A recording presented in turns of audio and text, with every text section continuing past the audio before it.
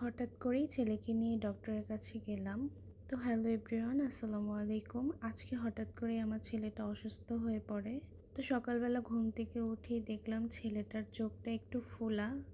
তো আমি ভেবেছি হয়তো ওরকম কিছু হয়নি, কিন্তু আজকে সারাদিন গেলেও চোখটা ঠিক হলো না।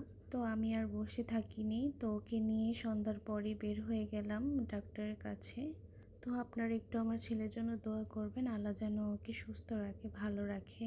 তো ছেলেকে ডক্টর দেখিয়ে আমি ওর জন্য ওষুধ কিনে নিই। ওষুধ কিনে ওর জন্য একটু বিস্কিট কিনি। তারপরে যে আমি গাড়িতে উঠে যাই, বাড়িতে চলে আসলাম। তারপর ছেলের জন্য কিছু ফলও কিনে নিয়ে আসছি, আর এই যে বিস্কিট কিনে নিয়ে আসছি। ছেলের জন্য এখানে ডাব কিনে এনেছি, কারণ ডাব খেতেও অনেক বেশি পছন্দ করে। তার জন্য এখন যেহেতু রাত হয়ে গেছে, তার জন্য এখন আর দেইনি ডাব। তো কালকে ওকে আমি ডাবটা কেটে দেবো, ও ডাব খেতে অনেক বেশি পছন্দ করে।